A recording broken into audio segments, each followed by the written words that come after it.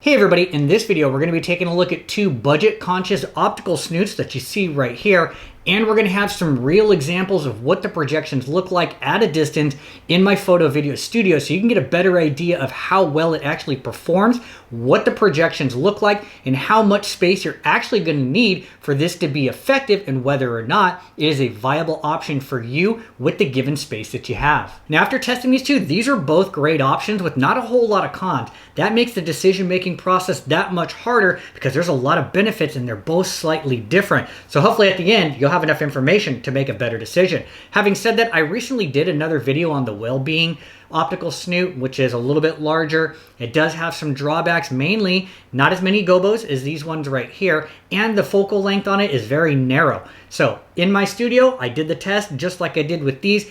And if you're like me, you're a budget creator, the last thing I have is unlimited resources and tons of space in a photo video studio to get it back far enough to get a large enough projection. These, on the other hand, have a much wider angle and give you a larger projection at a shorter range, which is great, especially if you're working in a small office studio or something like I am currently. So without further ado, let's get right into it. Now side by side, these two are essentially the same build and design. Height, width, depth, etc. They are spitting images and they could basically be twins right here. Main difference here on this one is at the very bottom, we got some holes drilled in for heat dissipation, especially if you're using this with the constant light. Okay, on this one over here, yes, we actually, the only difference mainly is going to be the gobo holder slides left and right, so you can have multiple gobos loaded at the same time. You could even stack multiple gobos into the holder, so if you want to get special designs, you can do that. Major differences between these two is that this one is designed really to stay as one unit, where this one allows you to separate it into two pieces easier because we haven't looked at the package contents yet, but we're about to do that here shortly, because you can break this down and take it with you on the go with the included carry bag. Aside from that, you've got your focus adjustment up here at the very top. Yes, so if you want your projection to be a little more sharp or blurry, you can do that. Left and right, I feel like this one over here rolls a little bit smoother through the threads than this one does over here. So if that's a deciding factor for you, that's just something to keep in mind. Now package contents, this is everything that you're getting. You got the optical snoot, you've got 35 gobos total with this kit over here. That's more than the other one, something to keep in mind. We've also got a few different rubber handles that can go on the end, which is nice if you're using a constant light and these things get hot, right? It just makes it really easy to take it in and out without getting burnt, right? You've also got some gels that are right here that you can put into it. I use an RGB projection light, so for video purposes, I don't really need these, but for photography, these will come in beneficial. Now, I did put off to the side a couple of the extra gobos here that were not included in the other kit. This is nice because you can put these little half pieces in to make different shapes and projections, whether it's straight lines or V shapes or what have you. I also like that they included two different just regular circles, but smaller. So since there is no aperture control for the snoot, what you get is what you get out of this, which is a huge round beam. But if you want something that's going to be narrowed down, a little more of like a pen light, at least you can put these gobos in to get something like a tighter ring of light. And then there's a little carrying case to keep everything stored in. Now this is everything that's included with this kit right here. You are paying a little bit more, but you're getting more. And are these extras enough for you to want to go with this snoot setup versus the other one? So let's dive into some of the differences. Included are some gloves. I think it's a nice touch. If the snoot is hot, it makes for easier handling. You've got a few acrylic gels here as well, which go into your holder. It's kind of the same as the last one. Some instructions. Now when it comes to the gobos, you're only getting 25 versus the 35 that we saw in the previous one.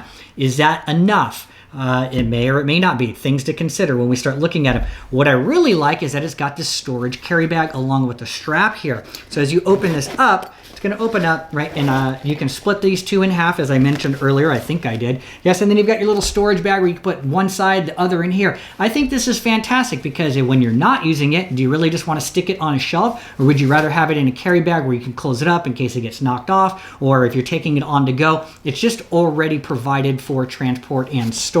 I think that is a nice touch. Okay. When we start to look at this, remember, you've got dual slots for your gobos, so you can swap between them really quickly. But let's look at some of the gobos and maybe what is or is not there comparatively to what I just previously showed you. So the only thing I can really call out in comparison when it comes to gobos between the two setups, 25 gobos total here versus 35. This one only offers you one spotlight or pen light reducing gobo, where the other kit had a medium and a small. There's a lot of similar gobos that are in here between the two, like the blinds, the French doorway, things of that nature, things that you're going to expect. And then there's going to be some slightly different ones. This one doesn't have any slats that you could put in there to adjust freely, which obviously makes sense because these are all square and are held in via magnets, versus the other one where it's more free form and you can kind of move the gobo around back and forth. All right, so into my studio we go, just so you have a frame of reference before you start to see the actual progression. Where the light and the camera is about 20-ish feet back. We'll be using my newer CB100, which is rated at 150 watts and is also an RGB LED. Once mounted up, you can see the gobo holder is really easy to slide back and forth, left and right, especially when you have two hands available, not one.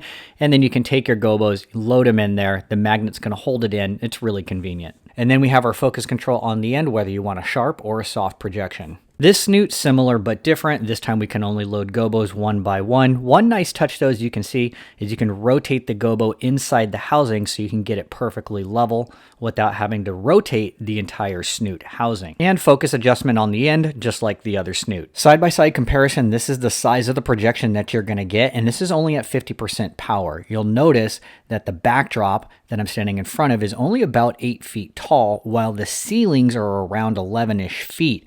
With this other projector, you're going to notice that not only is it projecting all the way to the top of the ceiling, but it's also clipping some of the floor as well. So 50% power versus 100% power, you can see a noticeable difference. And then if I stand in front of it and play model for you, yes, you can see how large that projection is in relation to my size. All of the gobos come out super crisp if you want them to be, and there's some really nice options in here to take a look at. And on top of that, if you're using an RGB projector like I am, you can always add in color easily instead of using the included gels. So if you're enjoying the video, if you could hit that like button down below, that's always helpful. If you're not a subscriber yet, I'd love to have your follow.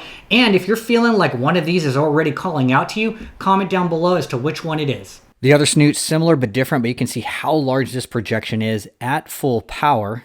In general, the gobos are all similar in nature. One of the things that I really liked was the ability to put the individual slats in so you can control the light, as you'll see right here. One of the interesting things I learned about doing this comparison video is what is it like when you compare apples to apples, similar gobos. If we take a look at this window blind gobo, the projector that has the widest field of view actually produces a slightly smaller image on the backdrop. In comparison, the projector that isn't nearly as wide at the same distance gives a much larger projection. All right, so time to wrap up. Hopefully that gave you more than enough working knowledge on how both of these Snoots work and perform. And if you're still having a hard time deciding, yeah, me too. So decisions, it really is difficult.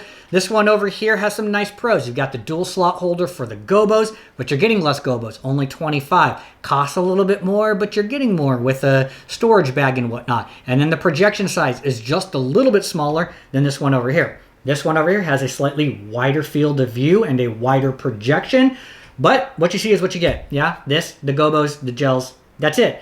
But if you're working in a tighter environment and you don't have a whole lot of space and you need that bigger projection for short range, this might be the better choice for that. If you have a little bit of wiggle room, then this one might be a good option over here. For me, damn, I'm still really on the fence. I'm probably going to go with this one.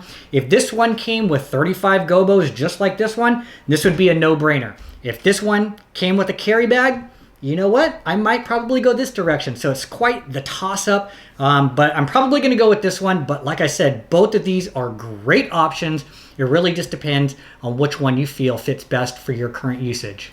So hopefully you enjoyed the video and learned something. Don't forget to like, comment, subscribe, and share depending on what platform we're on. And if you have any additional questions, comments, or concerns, feel free to leave those down below. I'll see you in another video.